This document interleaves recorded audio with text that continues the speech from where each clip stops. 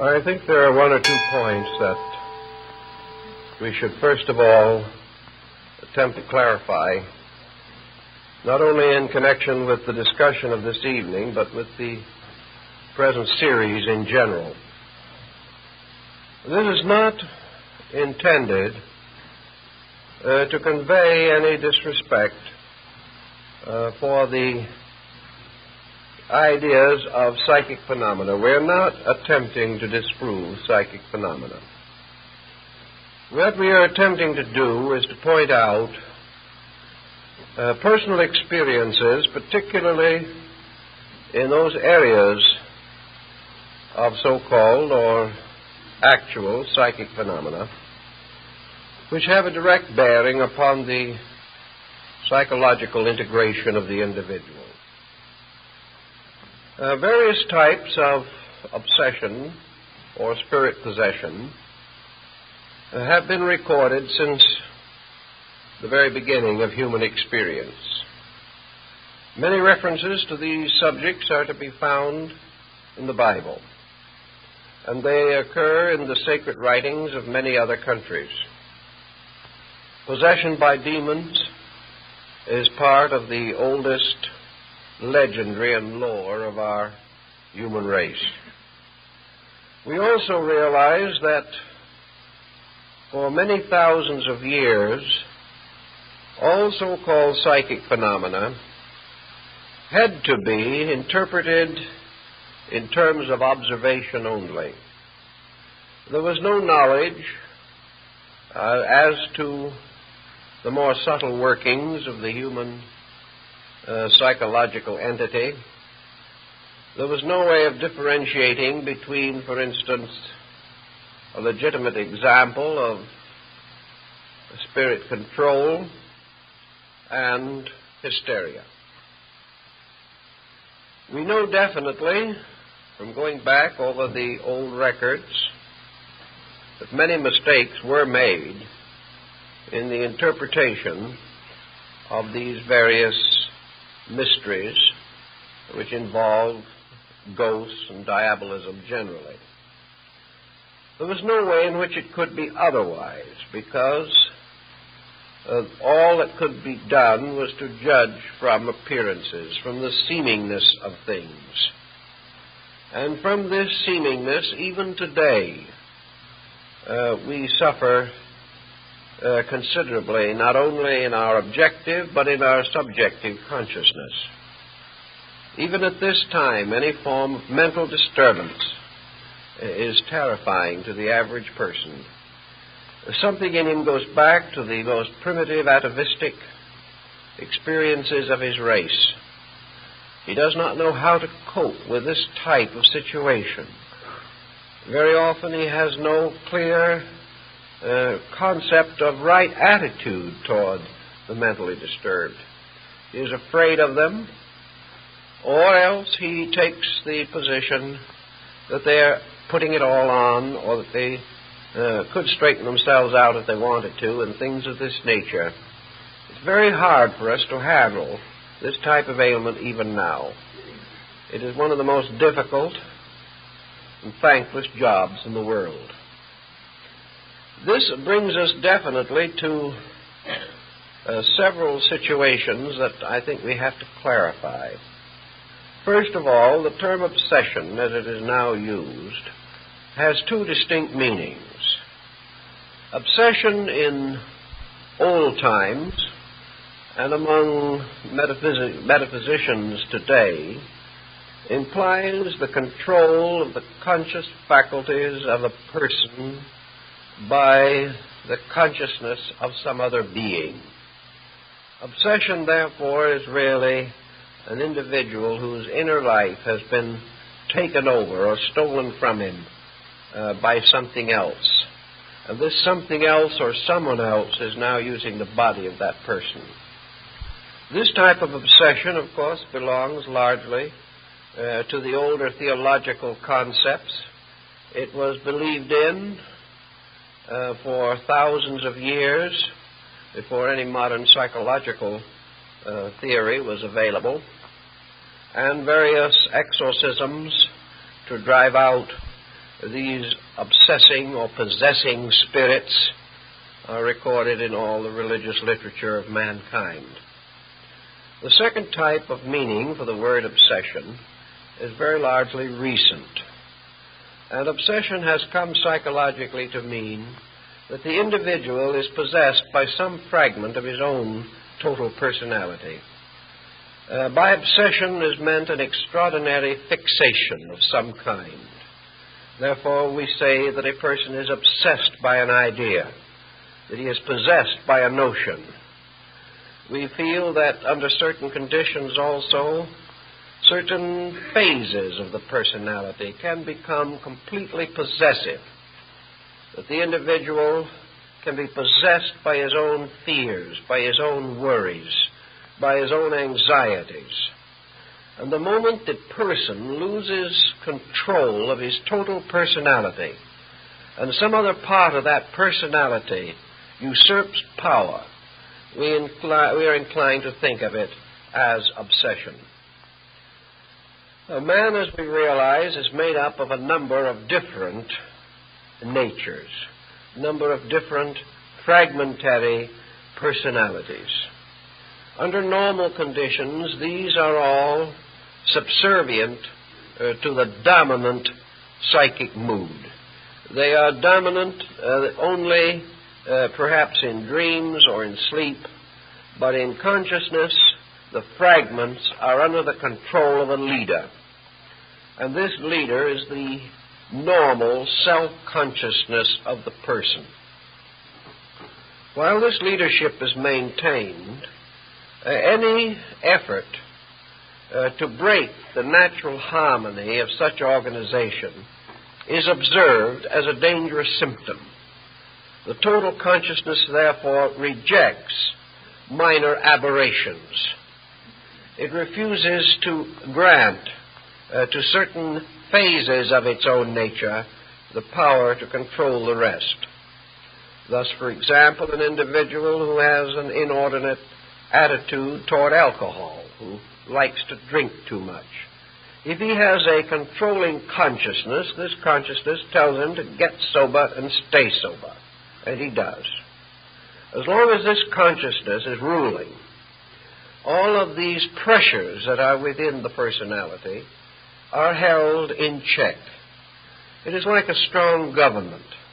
While government is strong, crime and all these other antisocial factors are very largely controlled. If government becomes weak or corrupted, then we find immediately a lowering of the general condition of the community.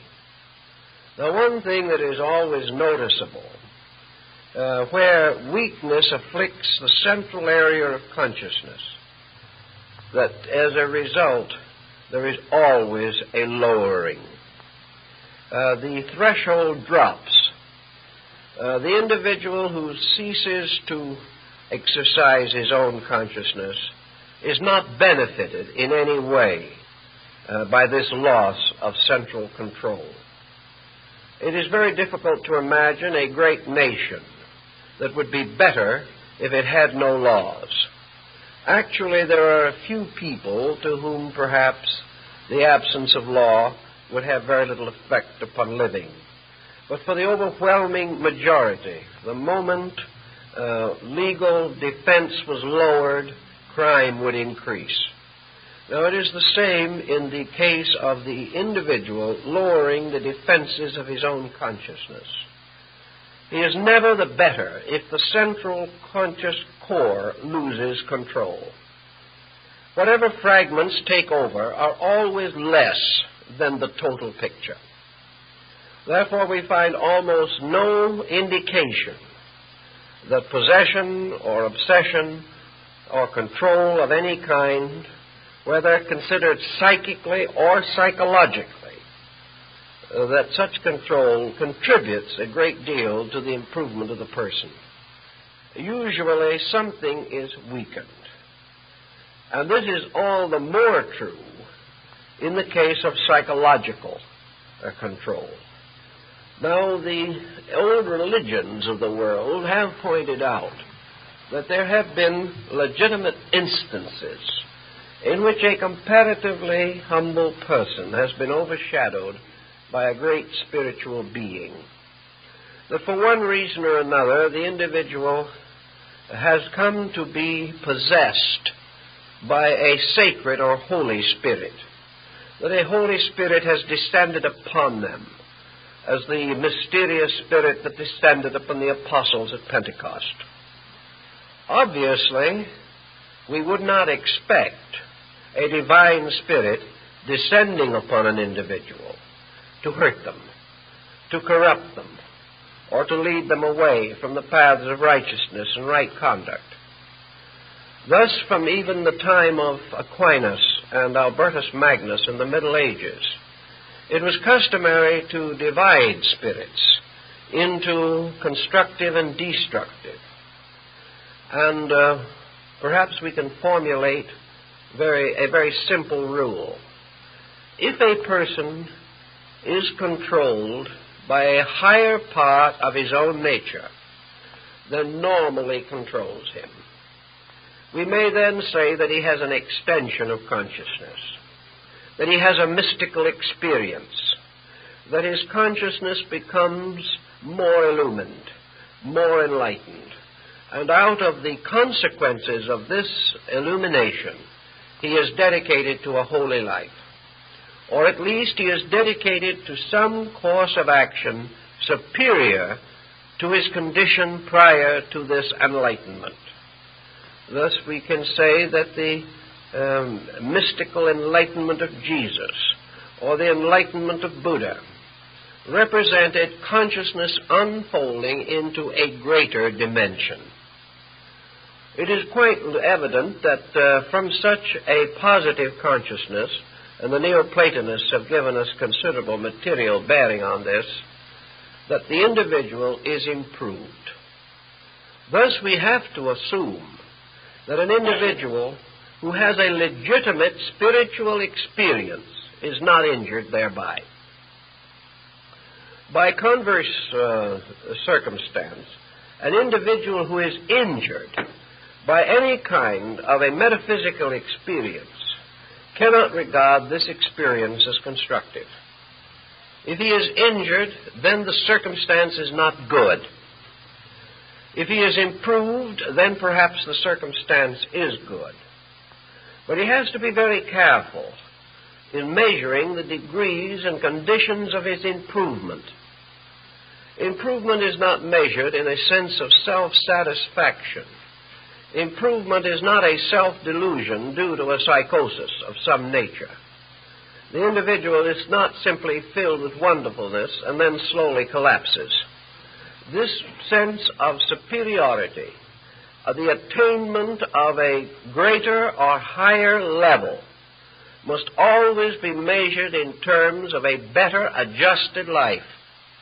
That the person has a larger area of constructive, real living. He is not gradually disappearing into a phantom-inhabited realm. He does not vanish into a mysterious cloud of celestials.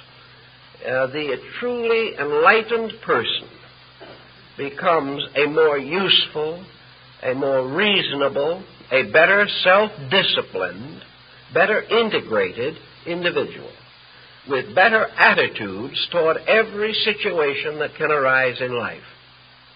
Therefore, we have no argument whatever with any situation which causes the person to grow. If it happens that he is perfectly convinced that this growth is due to possession by a superior entity, that is his business. If he regards it as the result of a deeper internal integration with his own consciousness, this is also according to his own conviction, and he should follow his conviction. The problem is a very simple one. By their works, so shall ye know them. But if in any problem of this nature that arises, we observe that the experiences are attended by deterioration, then we must question very greatly not only the nature of the experience, but the advisability of the continuance of any circumstance contributing to it. For instance, we have all kinds of funny things that happen. People who will come in and they'll say to me, I had the most wonderful spiritual experience a few nights ago. Will you explain it for me? Now, they're perfectly certain that if they tell me the story, I can explain it for them. And yet there's something strange about a spiritual experience which in no way helps the individual to explain it himself. Here is something that is, to him, a proof of enlargement of consciousness. But the enlargement of consciousness doesn't tell him anything about the meaning of what has happened to him. So we must check this one aside as being, at least, shall we say, doubtful. There is something unrealistic about it. The individual who becomes more and more spiritual without any increase in wisdom or insight, it's a little dangerous situation. It's something that we have to think about very carefully. Now, in the beginning, these situations perhaps are extremely borderline. But I'm reaching the place in life now where I have followed these various situations over periods of years. I have been able to see them work out in hundreds of cases. Therefore, perhaps I have a little better license to guess on these things than some other individuals who have had very limited or no experience. But this we say empirically, that the ancient divided all such psychic manifestations as spirit control, obsession, or possession into two grand classifications, one of which was possession by good spirits and the other by bad spirits. Good spirits worked good. Bad spirits worked evil. And we have to find out, if we can, what is meant by the fact that bad spirits do work evil.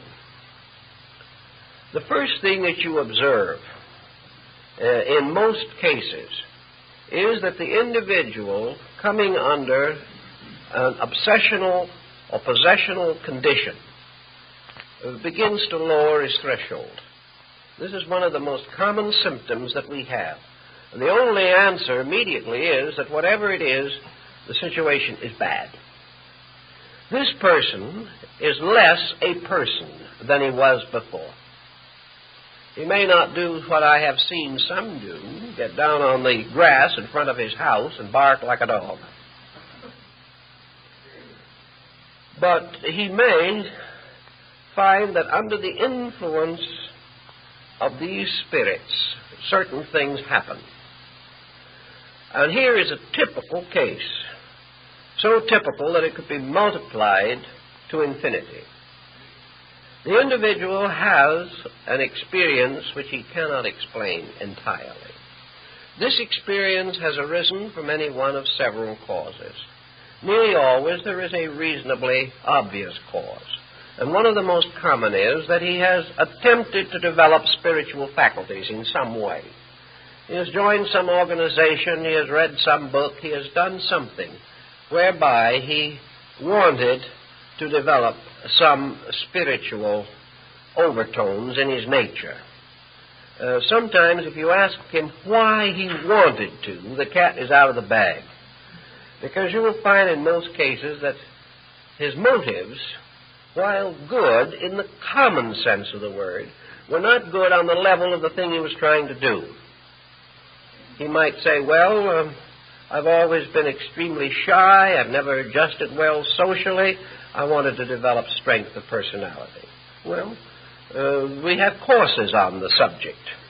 No one would regard this as especially bad, but I think that an individual who is having these kind of personality deficiencies should go somewhere where they can teach him to make friends and influence people.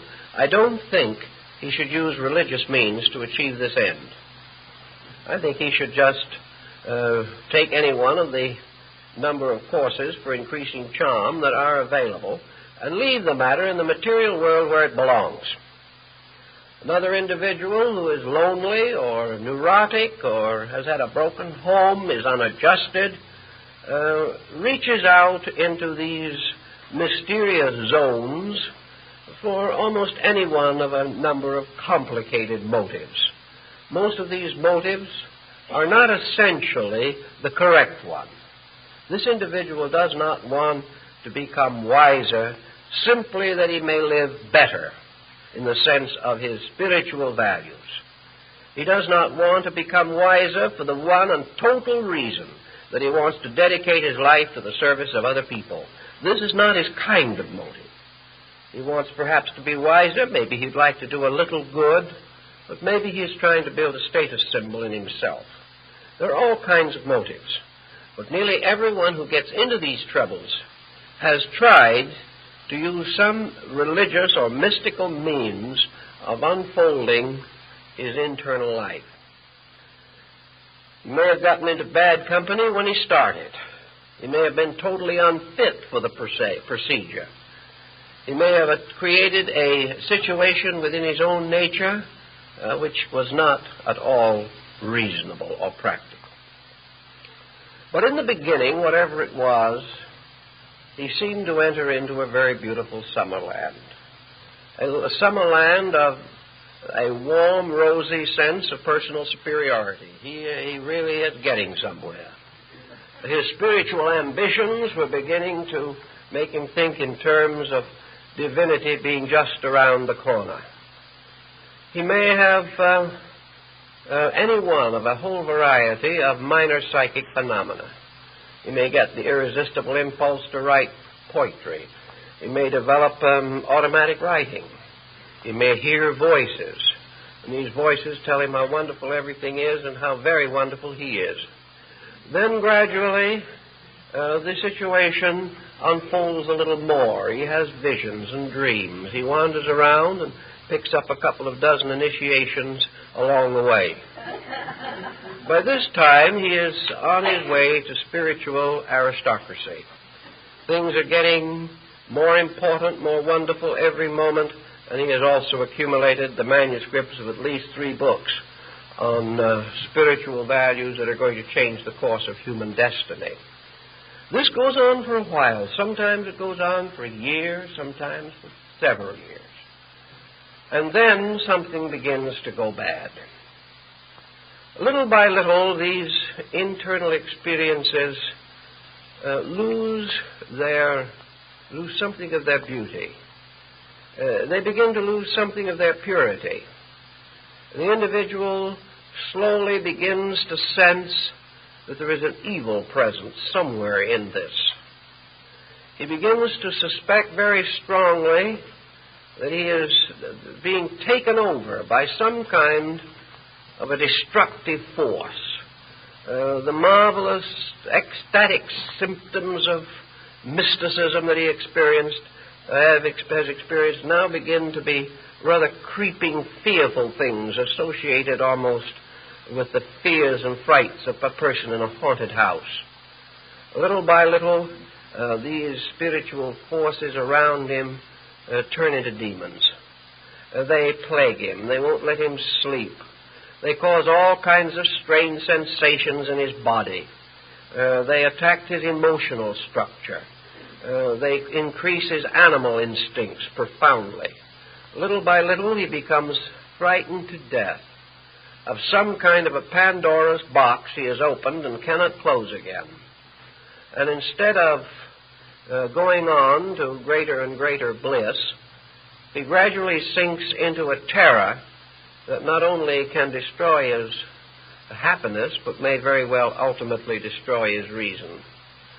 Now, this pattern is so familiar, so constant, that it is very difficult not to give it some consideration. In the early stages of the problem, when everything is beautiful, you can't tell the person that he's headed into trouble. After he gets a little way into trouble, you can't tell him it's his own fault. He won't believe you anymore. And when he is in really deep trouble, you can't do anything for him because he will not accept any reasonable attitude toward his situation. All he wants you to do is to tell him how terribly somebody else is injuring him. Now, in this procedure also, the individual, gradually sensing a rising tide of evil around him, who begins to sense these negative forces creeping in, whose sleep is disturbed, who has this sense of the presence of hatred and hateful things, begins to try to explain it. Who is trying to hurt him? Well, at this stage of the game, he can hit on almost anyone. Sometimes these people turn on their very nearest and dearest friends, accusing them of every kind of psychic malpractice. Sometimes they turn upon religious leaders, whom they regard as being responsible for their condition. Very often they turn upon any individual who has a mysterious look or who has perhaps in some way seemed to be distantly related to the situation. From that time on, this strange injury becomes a problem of psychic malpractice. The individual suffering from the situation can only think of one answer. Someone is attempting to destroy him. And as it goes on and on and on, he gains greater fear of this destroying thing. And because of its gradual inroad upon his own consciousness and integration, he loses by degrees any power to resist it. He loses any way to solve this problem. And if by some chance he might be the victim of some person who is sending evil thoughts to him, he is sure that these evil thoughts are arriving. In most cases that I have known, people who are supposed to send evil thoughts haven't got enough energy in them to send anything, and no skill with which to direct anything they did send. But to someone who is being hurt, each of these other weaklings, these persons who have no real knowledge of anything, take on the appearance of Svengalis. Each one is endowed or imbued with tremendous black and evil forces. Before it's over, the person is simply fighting back in the ghost world of Central Africa or something of that nature. He's back in the jungle of the witch doctor and the juju man, a jungle of Bhutan, as it is called in the West Indies, a jungle of sorcery and witchcraft that seems strangely and mysteriously out of place in the 20th century world in which we live. But to those who suffer, this is nothing funny. Their own problem is an extremely serious and difficult one. And they are gradually bringing themselves into a situation of mind and emotion in which they are going to fight desperately against help. And as it becomes more and more obvious, the situation that they are in, they become more and more like the truly mentally sick, who will accuse everyone who tries to help them of wanting to hurt them more. It is a very discouraging, confusing, difficult situation. It is because of this type of thing, which I have seen repeated so frequently, that I am slow to advise anyone to lift this lid of the Pandora's box. There seems to be very little that can come out of the box that is worth the danger associated with it. Individuals who have dabbled with these subjects have become founders of organizations and leaders of movements, and they have developed followings, and their followings are getting into trouble all the time. No one seems to know what the real facts are. Everyone is sure that they are living in a world of vampires and warlocks. They believe definitely in werewolves and werebats. And there is nothing in these legends of Dracula that they have not experienced in some way. Now, this isn't really a very happy state of affairs.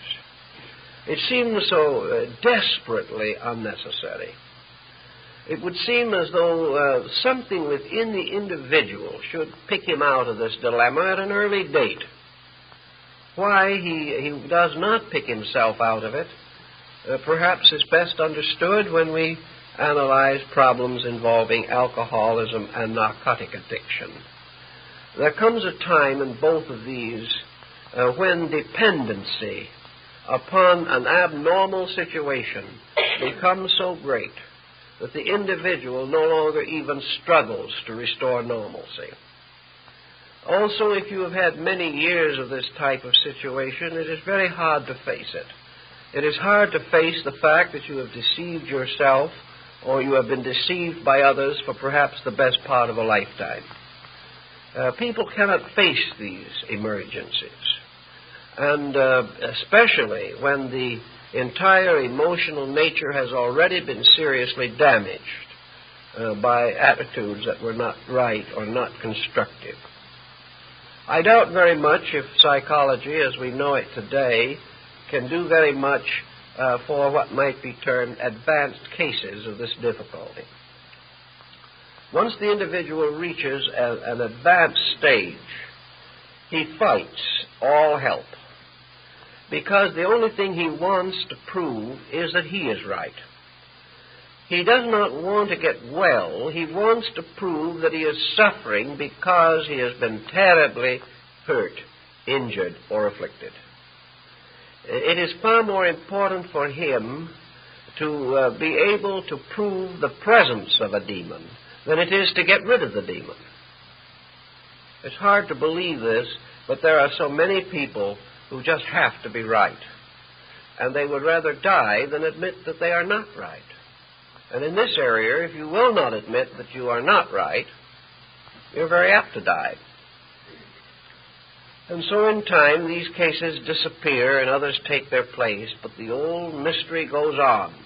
And while the area is comparatively limited, the difficulties within it can be extremely terrifying to those who are picked up in some such a situation.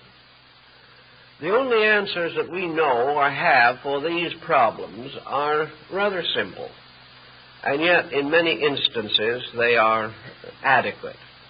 The first problem you have to find is some way of convincing the person in trouble that a trained outsider who knows this field and knows the situations thoroughly is more likely to be right than they are. Now, this is hard to do. One way upon which some have succeeded was by charging $50 an interview. Somehow we feel an individual must be terribly right if we have to pay him $50. We listen to him then. Even if we don't agree with him, we listen to him, because it's costing us money. Well, this is one way in which sometimes you can create an attitude of respect. It isn't the best, but it's sometimes the only one there is. You cannot help these people unless you can, in some way, convince them that you know more about their problem than they do. Most of them will declare that this is impossible because they are living with the problem. Yet in many areas we know that there are patterns and plans of things which can be grasped or understood better by an outsider than a person who is involved in the situation.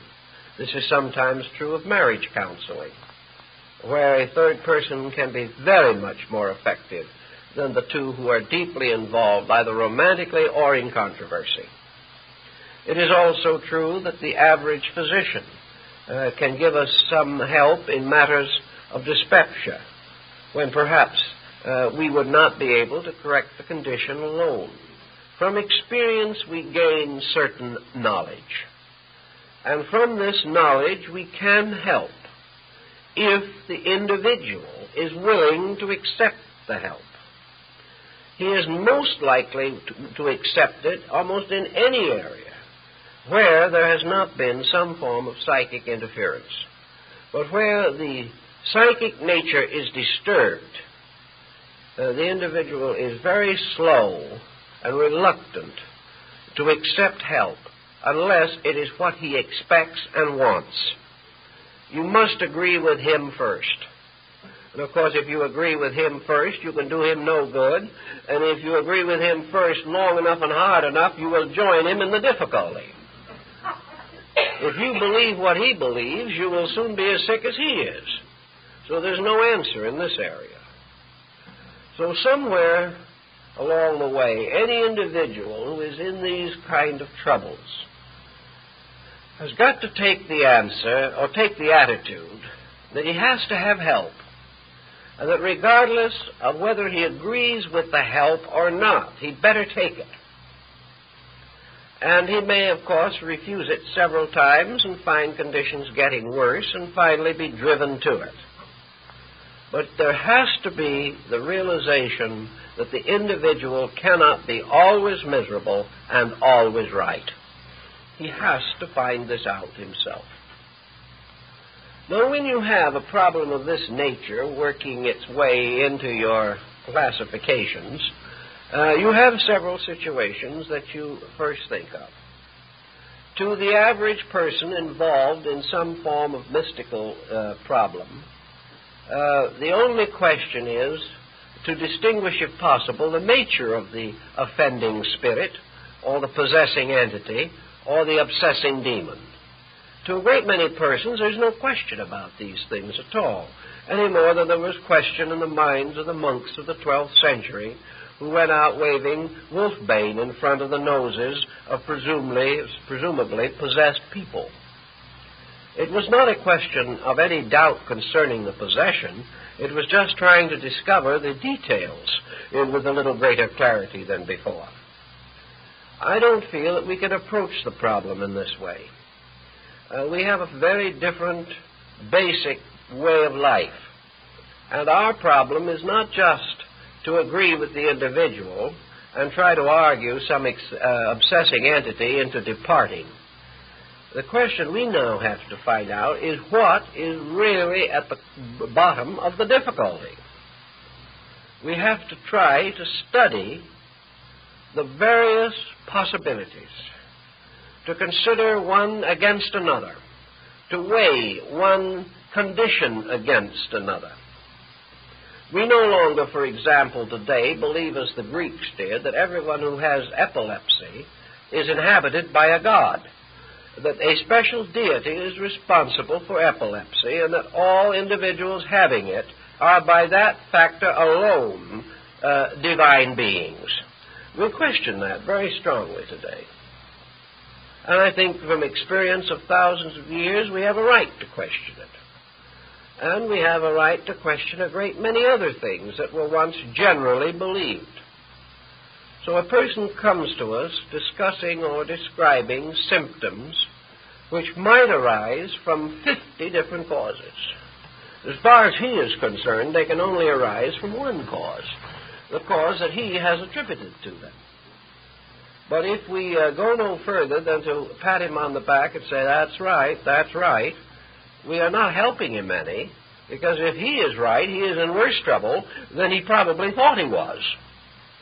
So we have to try to find out what causes strange and mysterious feelings within a person. What causes him to have the belief or feeling that mysterious creatures are crawling on him at night, presuming, of course, that he's sober? What would cause him to have such feelings? Well, why would he believe that something is blowing its breath in his ears, or whispering to him, or making his hair stand on end, or sending cold chills up and down his spine, or hot flashes up and down the front of him? What is causing these things? Why do his arms twitch? Why does he sense or feel that the bed is moving? Well, if he has delirium tremens, why, we just sort of decide that's it. But most of these people do not have delirium tremens. So they say we hear voices, we see things, we see lights dancing in front of us, we see ghostly shadows standing around, we think or do hear tappings on tables. Our cat looks at us with a very bleary look, as though it is seeing a great many things that we cannot see, puts its tail between its legs and runs away. We have the sense of people being around. We hear voices constantly chattering at us. We smell strange odors all the way from fragrancy to the most abominable smells. The house seems to shake. We've lost all our friends. The situation is well out of hand. Now, what is the cause of it? Well, we can get advice in a number of ways. But I think the problem that we have to determine very definitely is what are the most likely, reasonable explanations. Not what is the most fantastic one. Not what is the one that will permit us to keep all of our previous beliefs and go on having these miseries. But what is it that would help us to find out what is wrong and what can we do about it? So usually when an individual comes in with a situation of this type, we recommend a complete physical checkup.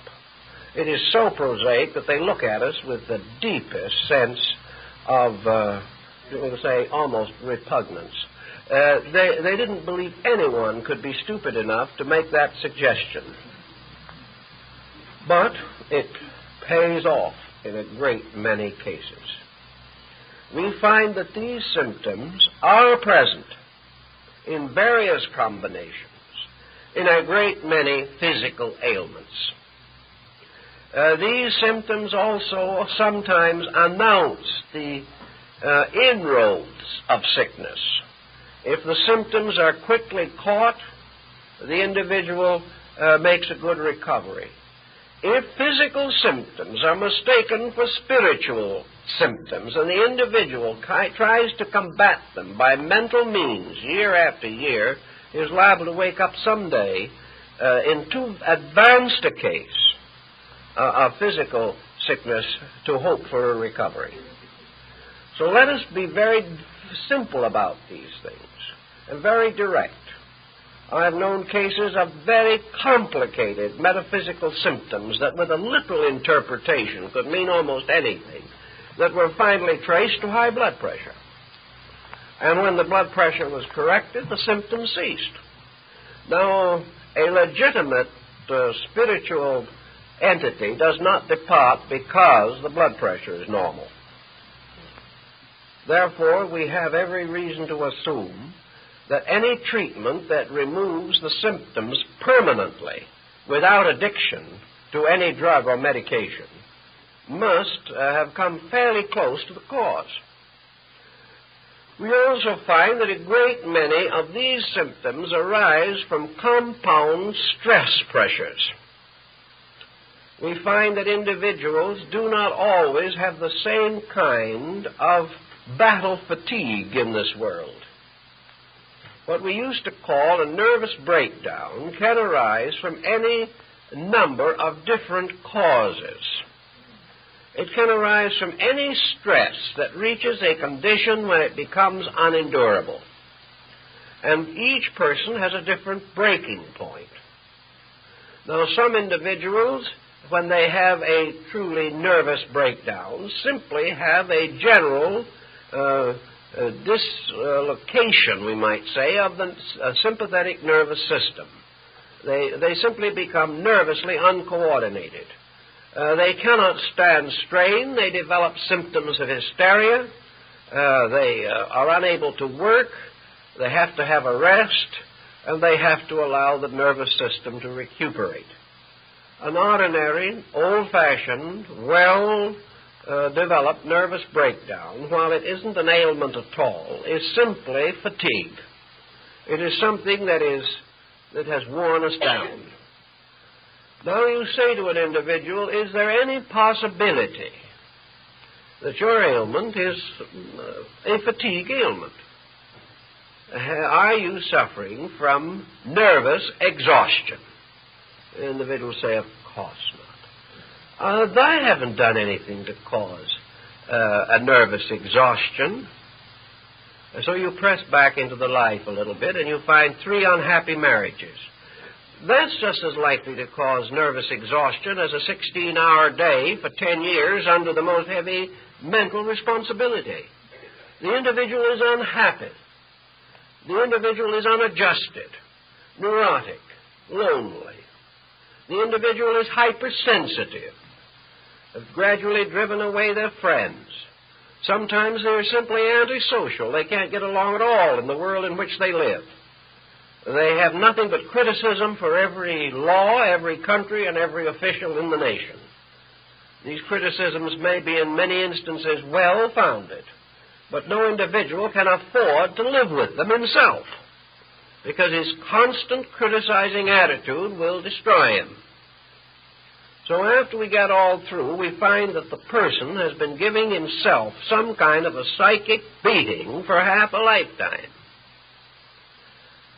And this beating may be fear, it may be worry, it may be self-pity, it may be living with the realization or remembrance of ungrateful children, it may be fear of some physical ailment or infirmity, it may be a tragedy in marriage, it may be a continuing failure in business, or ungrateful children, or anything you want to have.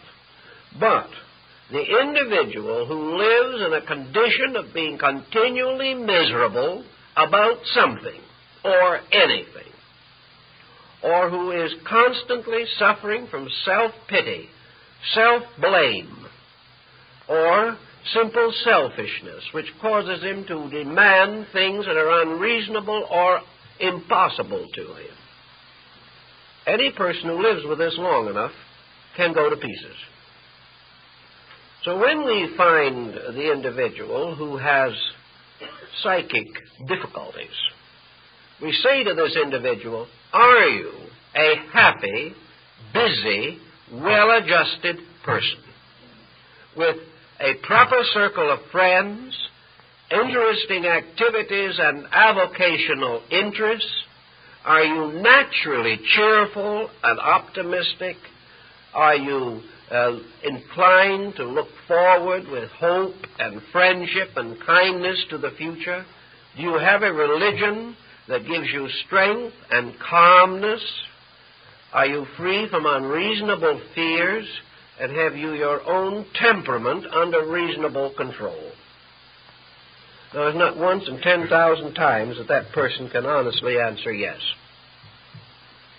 It might happen, but it'll be very rare. The individual in these difficulties is nearly always a person who is shadowed by some kind of a negative attitude. Now, some people don't develop these attitudes. They're born with them. We have to face this. And this perhaps has a bearing upon their problem, because having been born this way, they do not know they are different. I have seen children born into this world, and I've known the children when they were young, and I've now seen these children grow up and go out into business and have their own children. And I'm always very worried when I see a small child who has a certain kind of a gray heaviness on their features. It's a very strange look. It's a look that you can sometimes notice quite clearly on a 6-month-old child. It is a kind of, broodingness, a kind of sulkingness, a look in which the face and the eyes seem to be strangely shadowed, not by any color that you can really see, but as though the sun was under a cloud when it was shining on them. A kind of strange, heavy look. 9 times out of 10, these children will grow up to be extremely unadjusted people. They will fight their way through childhood. They will never be happy, no matter what you do for them. They will never be appreciative, no matter what you give them. They will misinterpret everything that you try to do or say. They will resent punishment even when it is needed. They will escape from discipline by every subterfuge imaginable. And usually, in an effort to get their own way, they develop early in life the habit of the tantrum. The tantrum being this emotional outburst, which is at first a theatrical production on the part of the child simply to discomfort the parent, and to get its own way, because the parent just doesn't want to live through this type of thing.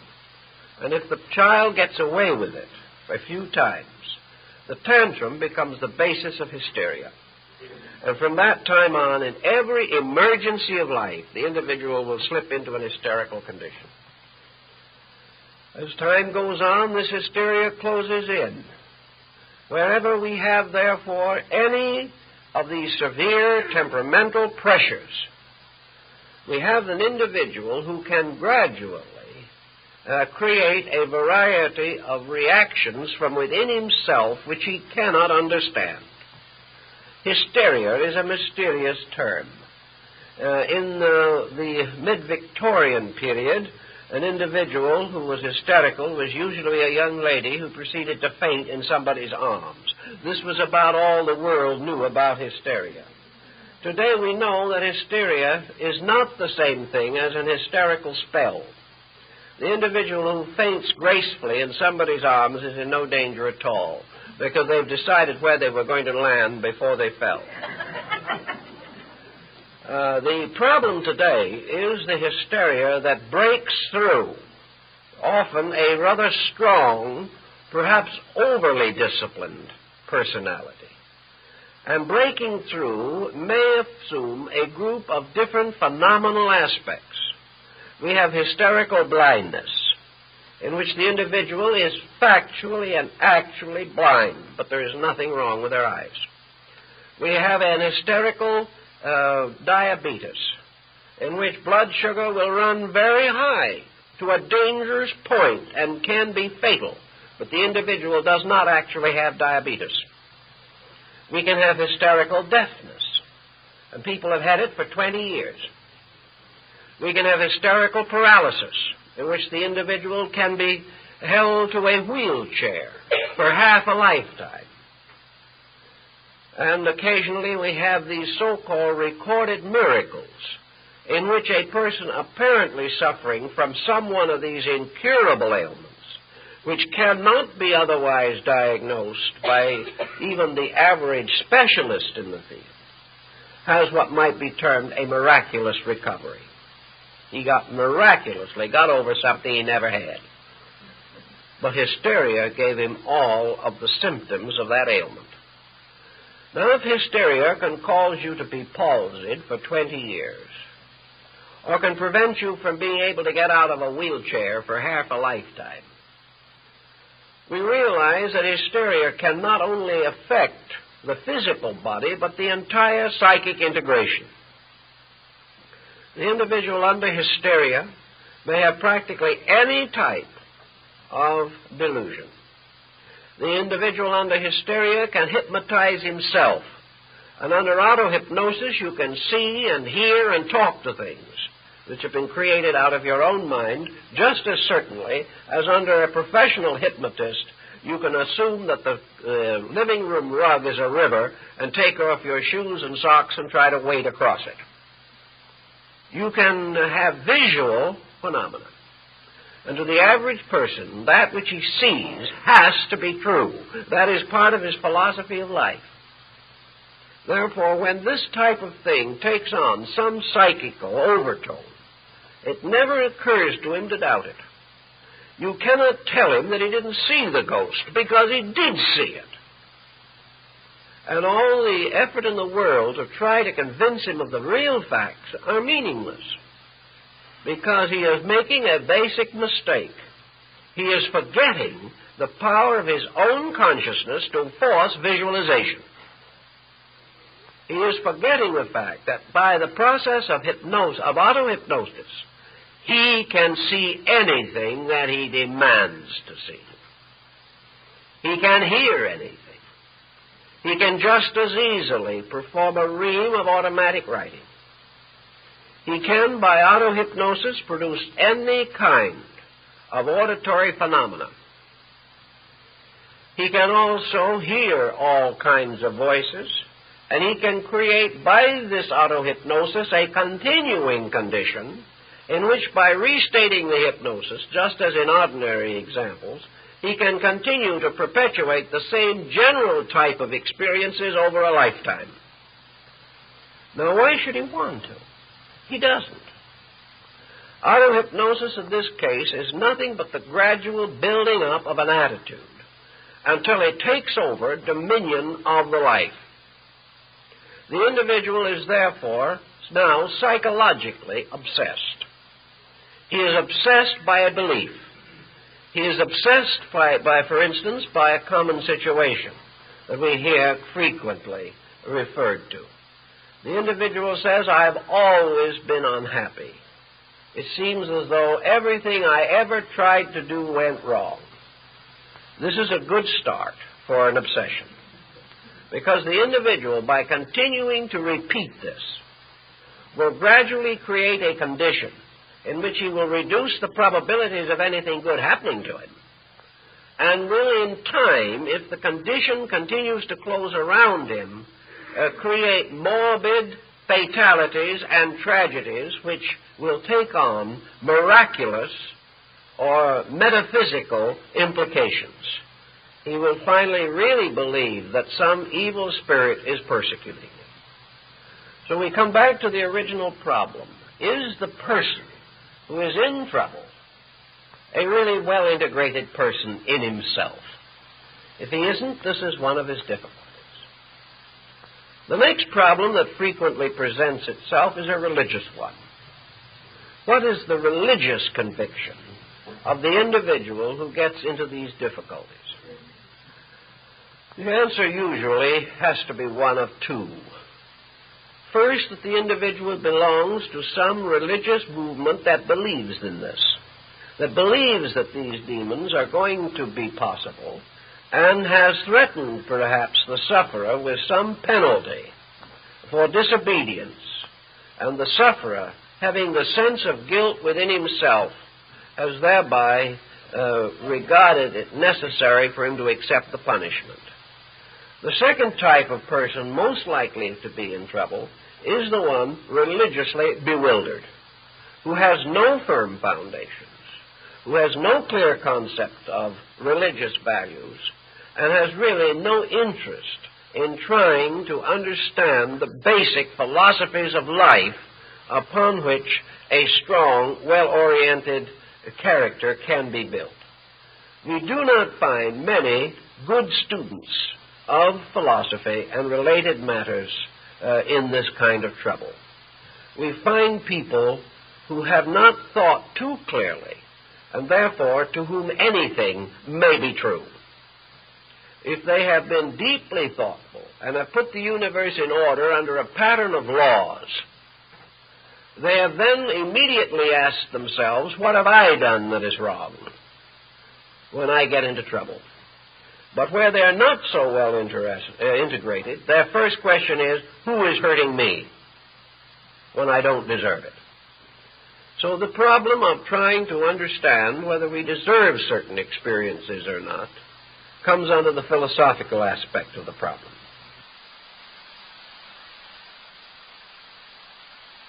But we have these two general areas. The third situation that sometimes has to be taken into very definite consideration is a present continuing adversity by which the individual has reached a point of internal despair. If the individual is living in a factual situation for which there is no apparent remedy, if he is bound to conditions which are hopeless, if he senses or sees no probability of future improvement, if life to him means only the continuance of a situation in which life is not worth living, then this individual begins to seek desperate methods of escape. And this desperate escape mechanism may cause him to develop unreasonable, negative fears, because his own nature is basically fear-ridden. Now, when we come to the next pattern of the situation, we go into other things that might have some effect upon the person's life as a psychic entity. Man is very much the product of his own nutrition, just as surely as his mental life is the result.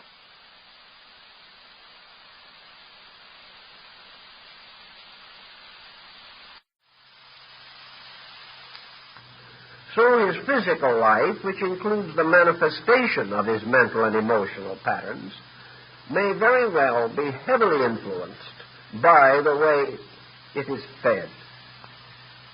I think there is no doubt in the world that the unusual increase in various forms of psychic and psychological difficulties can be in part at least attributed to the excessive abuse of medications and a definite failure of right nutritional patterns. If the individual is improperly nourished, he is uncomfortable, and discomfort is the beginning of misery, and misery spreads. The individual who is physically uncomfortable or is physically without adequate supporting energy is a natural possibility for psychic depression. If his energies do not maintain him, if he doesn't get up in the morning feeling like facing the day with a good hope, if he has to crawl around hour after hour half dead, it is very easy for him to fall into negative mental and emotional patterns. If this goes on long enough and he has recourse to stimulants to get a day's work done, he is on his way to further trouble. Therefore, I have observed that in a great many cases, people suffering from various psychic and psychological disturbances are suffering from malnutrition or from various faulty types of nutrition. We have to realize that in order to maintain the relationship between the mental, emotional structure and the physical nervous system, the machinery has to be in reasonable functioning order. If you have a beautiful television set and a bad tube in it, the pattern, the program will never come through distinctly. You will have distortion.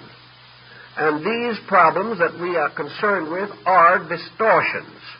They are something that is not coming through correctly. So we must begin to take consideration of these possibilities.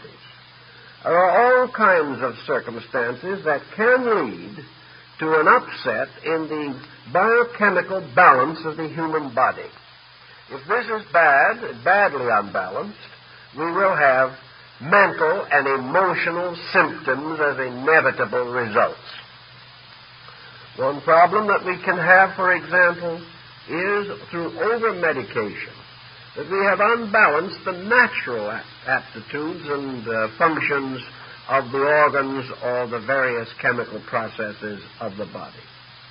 We can open ourselves to one kind of sickness while taking medications against another. We also know that we are all subject to adulterated foods and various substitutions within our food patterns. We know that we are not able to be sure that poisonous materials are not present in at least small degrees in many food products as preservatives, and that gradually we may be undermining our health in the vain process of trying to keep alive. Now, probably the system will handle a certain amount of this abuse with fair ease.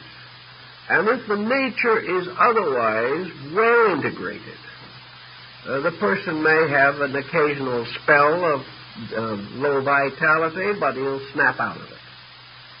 If, however, the nature is at the same time naturally neurotic, and its energy resources are depressed, it is more and more easy to fall into holes in the dark.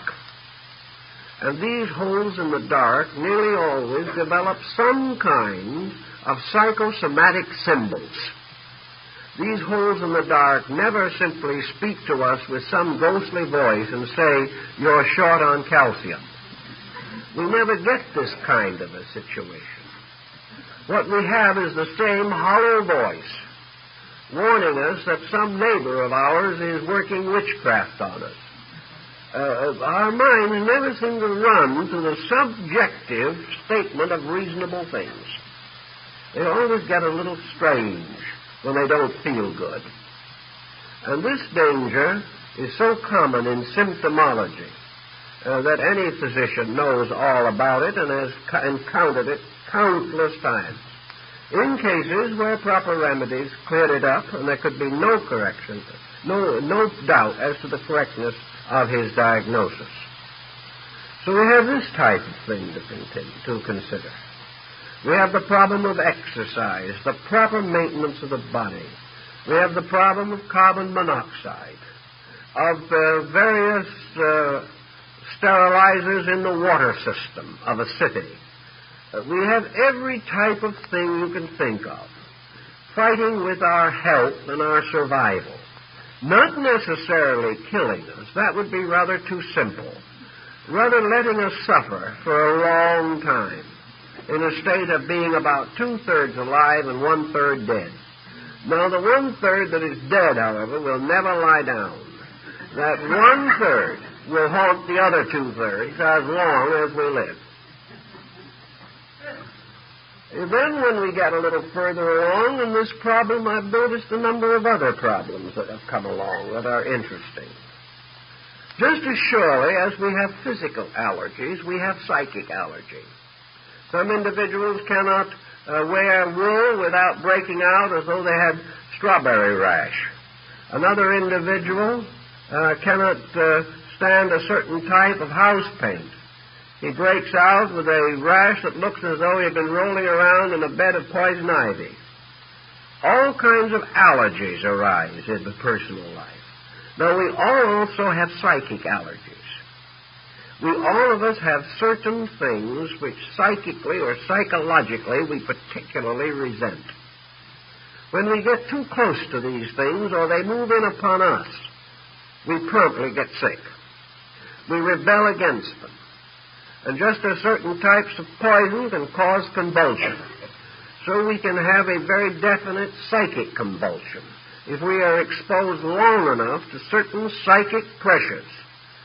Which pressures they are in each individual we can only learn as we learn what allergies may be from a great deal of testing.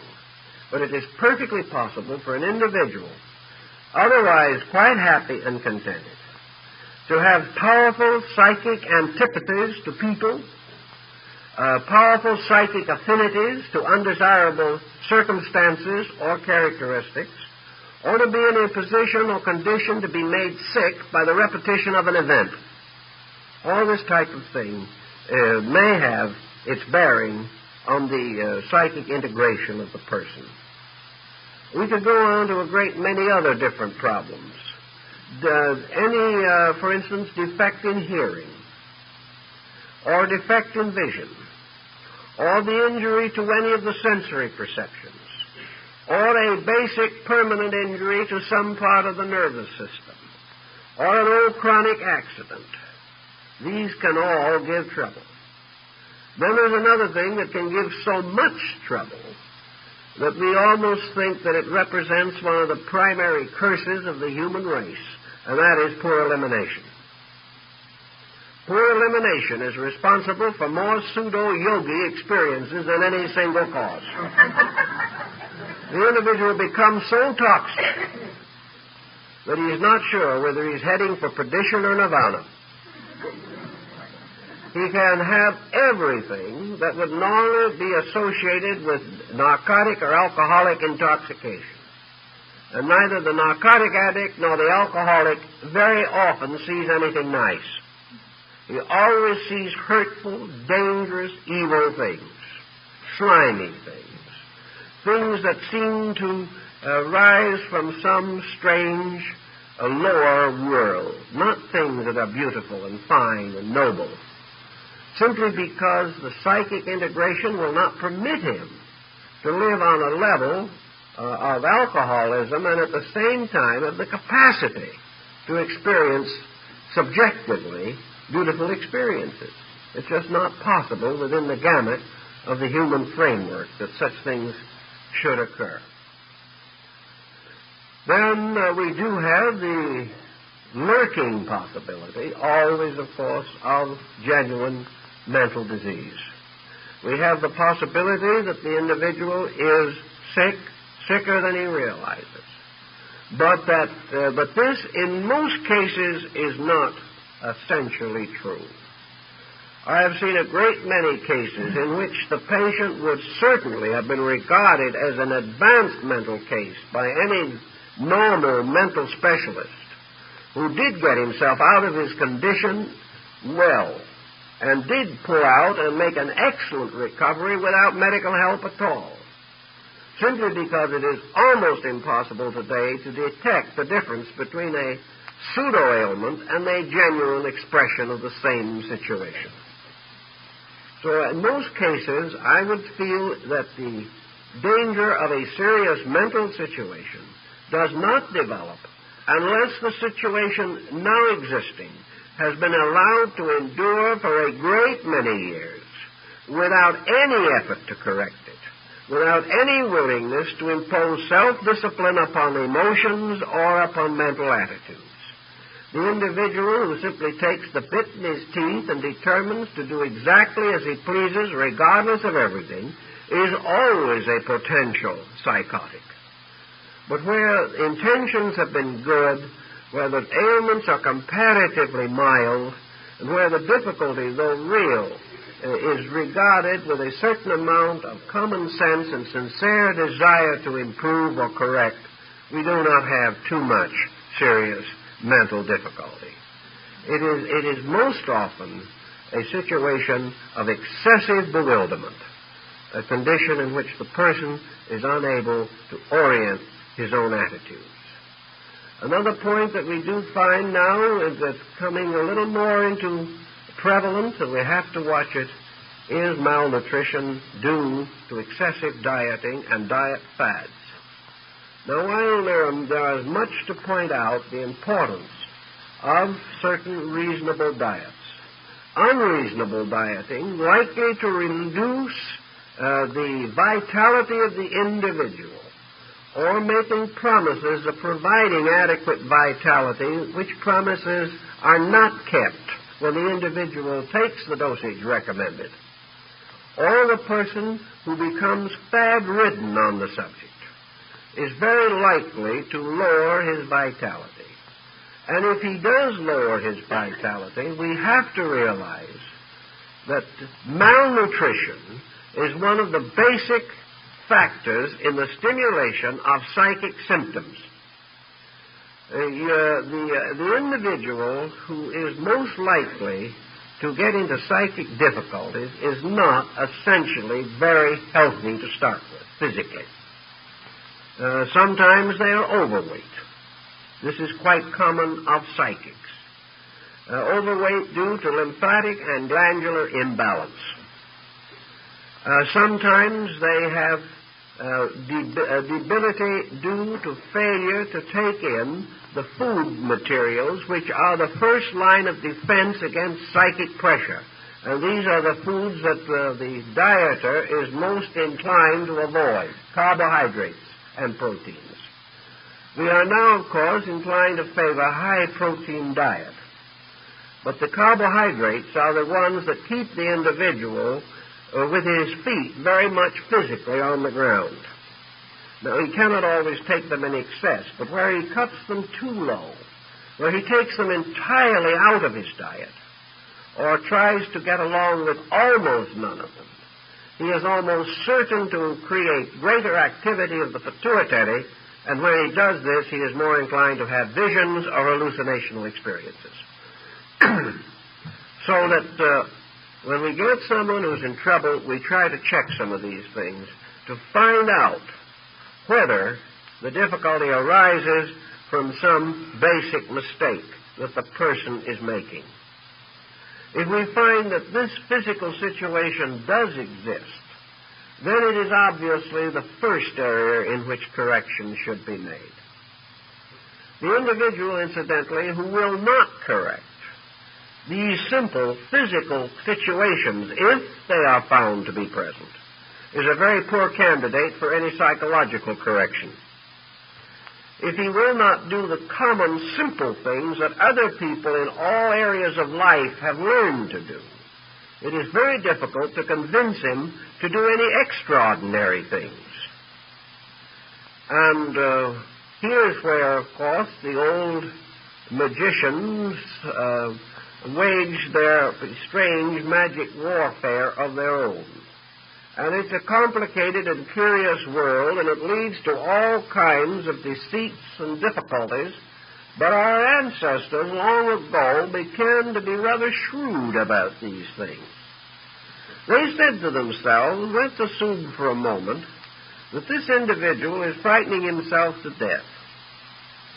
We can send him to the priest or the philosopher who will counsel him.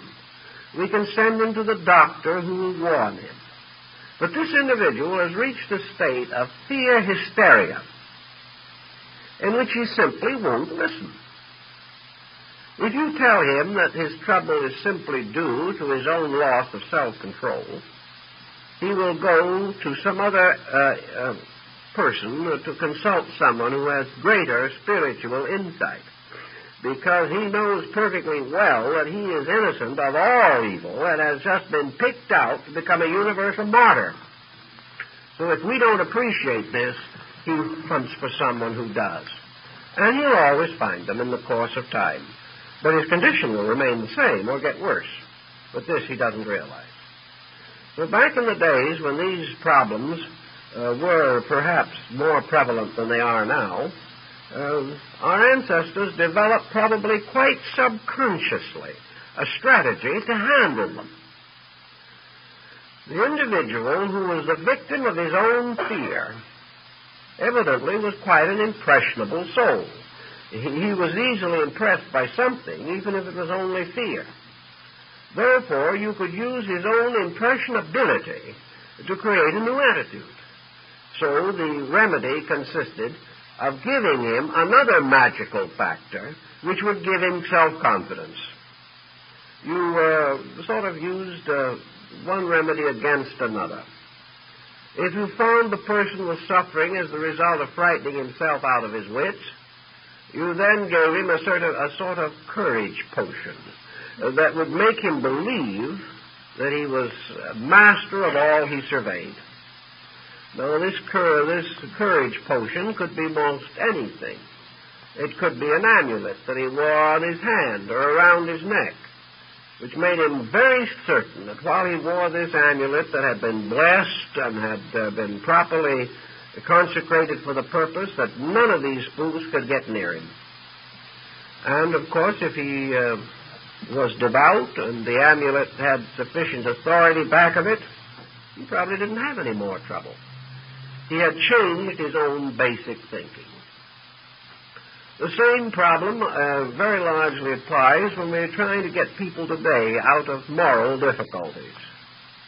If we can cause these people to believe that there is a moral force in nature which can help them, which is stronger than their own moral weakness, if through prayer or meditation or concentration or through some simple religious exercise, these people come to believe that they have available to them some source of good that is greater than themselves, they then develop a kind of new courage, a courage that may be stronger than the fear that hurt them before. This gives them a new look at life, a new point of view. They suddenly say to themselves, I can control this situation. I can master it. I am bigger than the situation.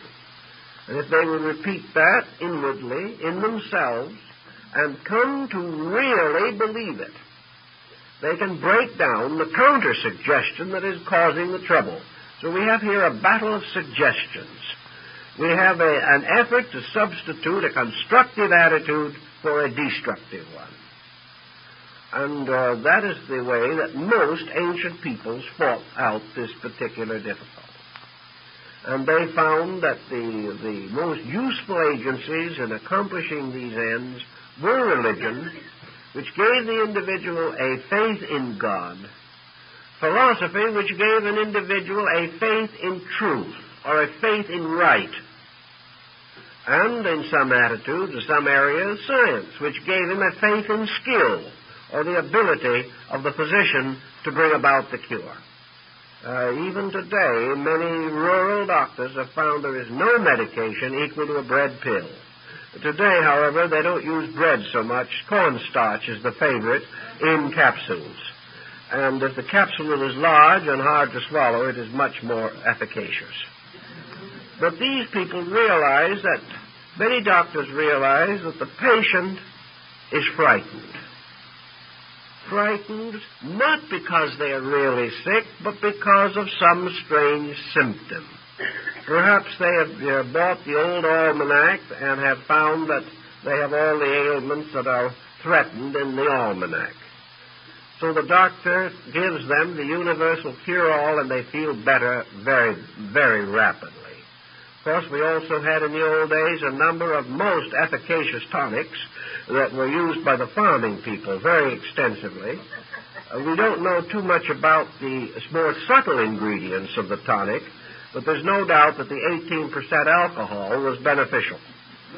The individual certainly was cheered by this addition to his diet, and it was possible for respectable teetotalers to use it because it was a medicine. So whatever changes these attitudes often breaks up problems. But unfortunately, we can't always depend even upon this type of situation for help. We have the person who really or psychologically, however we want to view it, is in trouble. He is in trouble to the point that it seems as though there is no easy way out for him. He has gotten himself mixed up in a situation which neither he nor anyone else can actually wave a magic wand and bring about his recovery. Many of these people who get into difficulties as a result of organizations that they have belonged to write to the leaders of these organizations and ask for help. Usually the leaders cannot give them any, because the leader himself doesn't know what to do with this kind of problem. The member believes that the organization is to blame. Actually, the organization carries only secondary responsibility. There has to be something in the person who is in trouble that made it almost inevitable that he would be in trouble. And if he had not joined that organization, he would have joined another one. And if he had joined no organization, he would have still had a nervous breakdown from the pressures of his own personality. So the individual who is really in serious trouble, but still sufficiently integrated to realize that he is in serious trouble, has to face a rather long and thorough process of rehabilitation. He has to recover just exactly as a narcotics addict has to recover. He has to do it the slow, hard way. And he should have a certain amount of directive. But if he is not willing to follow directive, there is no power in the world that can force him to do so. So presuming that we have one of two situations, which as far as their treatment is concerned, is the same for both. Suppose we want to say now that the individual is suffering from some form of a possessing or obsessing entity, and that in this case we wish to affirm that this entity is a psychic entity, and therefore that the individual is actually what he thinks he is, or what his symptoms might cause others to believe that he is, namely possessed by a being apart from himself. Let's assume that this is one possibility. Or let us assume, as a second parallel possibility, that this so-called possession or obsession is a pressure area of his own nature, which has taken over the dominion of his life and refuses to relinquish its leadership so that the direct, integrated consciousness itself can resume its proper relationship to the rest of the personality. In other words, that the obsession or possession is either psychic or psychological. Now, in either instance, and the problem is essentially the same in both cases, whatever is done must be done to reorganize the power of the entity itself. If that is, in this case, the person's own entity. The consciousness of the individual must be restored to leadership. It must be restored to leadership because it is able either to displace some other entity or displace some other area of pressure that has usurped authority. In the final analysis, it really makes very little difference. What cures one will cure the other. What is not sufficient for one is not sufficient for the other. We all realize that no matter how we want to view this, the most destructive emotion in the universe is fear. Fear is the greatest killer that we know. Fear can stop your heart as quick as a bullet. Fear can stop any function of the body, the emotions, or the mind. And an extraordinary paroxysm of fear or of terror can accomplish almost as much damage within the body of a human being as the release of a hydrogen bomb. Fear, as the ancients all pointed out, is that emotion which creates a relation of negation, by means of which the individual is open to everything that is bad, everything that is weak, everything that is wrong. There is nothing that can create a criminal more rapidly than fear, even though he may be full of bravado about it. There is nothing that can cause us to compromise our ethics any more rapidly than fear. There is nothing that can destroy our integration, our orientation in life more rapidly than fear. And according to most psychics who have explored the invisible constitution of man, fear destroys all the natural defense mechanisms of the magnetic field against the possibilities of obsession, the possibilities of infection by bacterial organisms, or the possibilities of contagion. And these fear motives also destroy the power of the body to take in energy by closing, compressing the various channels through which vitality can reach the body. Therefore, fear completely enervates in time. It leads to all kinds of desperate actions and usually causes the individual to multiply his karma manyfold very quickly. If, therefore, a person is fearful, he becomes wide open to every negative factor of life, the universe around him, and the pressures of his own personality within him. Fear lowers his defenses and his resistances.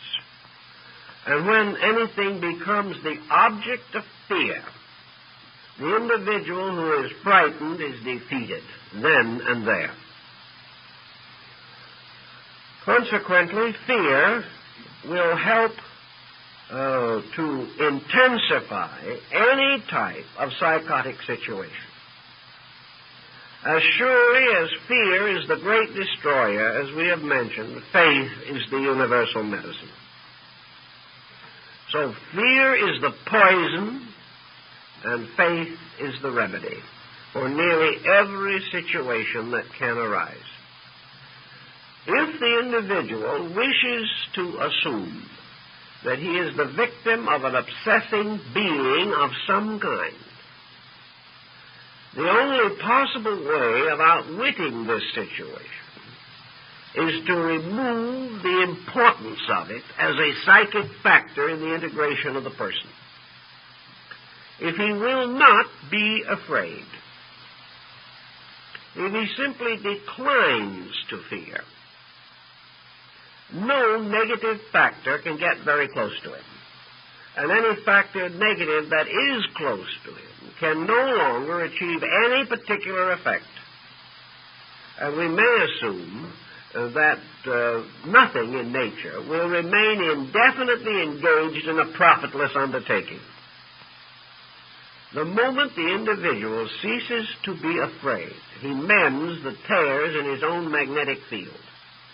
Fear opens the solar plexus, and whatever mysterious negative forces we believe to exist outside of us, the solar plexus becomes the mirror of death. These forces move in through the opening of the negative areas of life. Everything that is evil is essentially negative. Everything that is destructive is negative, because negativity is destruction. Everything that tears down is negative. And everything that supports negation increases and enlarges it. A person who is negative is in trouble. But if to this negation is added jealousy, we have a double negative, and the individual is in more trouble. If his natural negation plus the jealousy increases worry, he has three negative factors. If later, in addition to worry, comes criticism or some form of hate, we have more negative factors. So everything that is wrong builds up negatives. And when the individual has enough negatives, he falls apart. When he has enough negative situations, the individual himself ceases. The individual is nothing but a mass of worries, fears, anxieties, neuroses, selfish pressures, self-interest, self-centeredness. All of these negative things, when there is nothing but this type of thing functioning in the individual's life, or at least these hopelessly overbalance every other consideration, the individual simply ceases to be an individual. After John Doe has enough of this negation built up in him, he simply isn't John Doe any longer. He is simply a hole in a psychological darkness. And you can call him John Doe if you want to, but his real name is negation. And the real name of the devil in ancient times was also negation.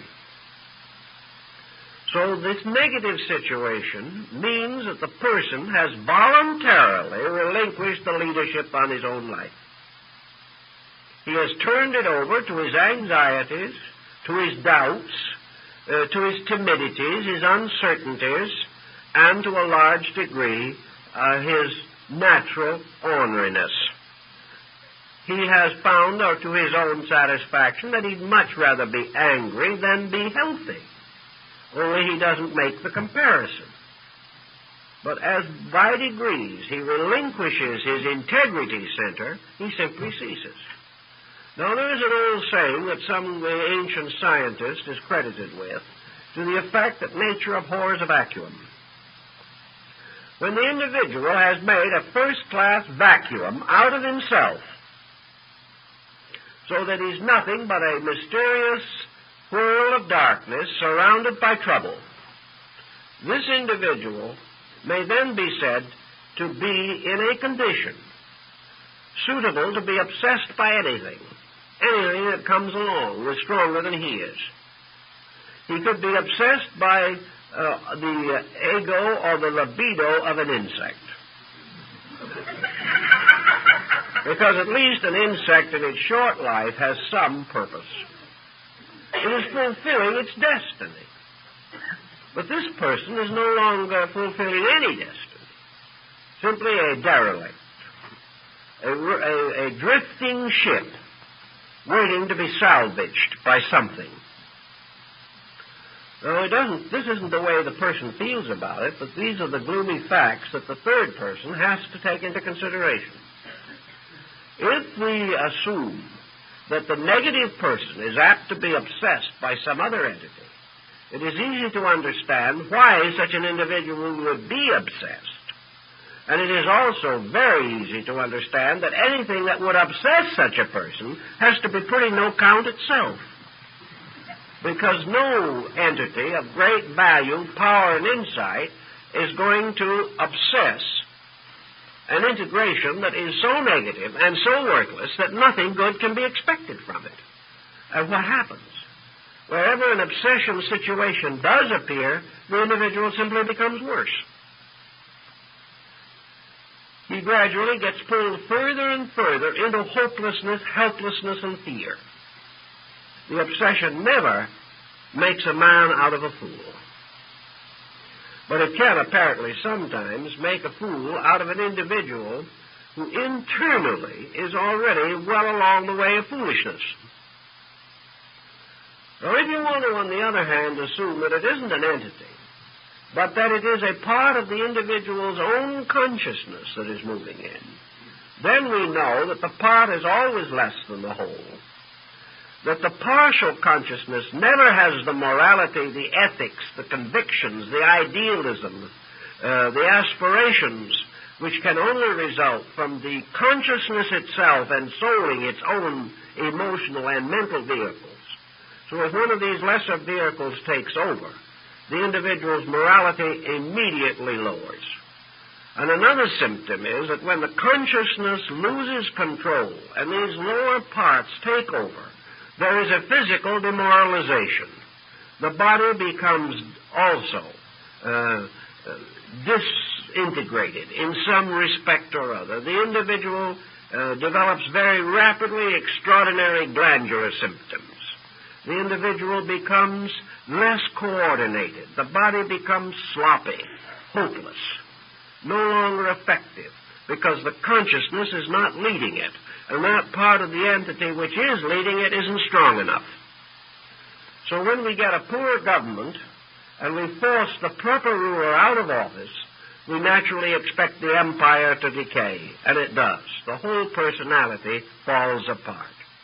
And some one of these several different personalities which can exist, sometimes more than one, fighting for dominion, will create a multiple personality problem. But in all these multiple personalities, there will very seldom be found anything that is truly noble, truly really fine. There may be different levels of inadequacy, some vicious, some merely helpless. But we will never find that the individual ruled by a fragment of himself has the same wisdom and insight that he has when he is ruled by all of himself. So what do we have? We have two problems. Either the individual is ruled by something else which can never rule him properly because it wasn't created for that purpose, or he is ruled by part of himself which cannot rule properly because it does not possess the total insight necessary for leadership. Wherever this kind of condition occurs, there is only one possible answer. The controlling power must be restored. That which is the self in the individual must be again seated on the seat of authority. And this cannot generally be accomplished without some real, sincere, continuing personal effort. The individual who is weak cannot become strong unless he exercises his powers and faculties and builds strength. He cannot have the wisdom to restore himself unless he becomes basically wiser than the situation in which he is involved. Therefore, for this type of person, only philosophic insight, sincerely and earnestly sought, and wisely applied, and everything else that is needed to cultivate, culture, and normalize the life of the person must be cultivated. The individual must be lifted out of every negative pattern and brought back into self-respect, self-discipline, and reasonable coordination. Unless these things are done, there cannot be an adequate remedy. Usually the adequate remedy is not found. The individual simply drifts along until the causes themselves or other causes remove him from life. But it is possible at any time to overcome these situations if we really determine to do so. It is this degree of determination which must be the best and only really practical therapy. We cannot expect others to solve these problems. We cause them over a long period of time. Sometimes they're karmic. We must solve them by becoming greater than the problem. And nearly all great systems of enlightenment, of religion and philosophy, and of the higher aesthetic arts and sciences were created to assist the individual in two ways. First, assist him to maintain proper self-leadership. And second, to help him to restore proper self-leadership if it is lost.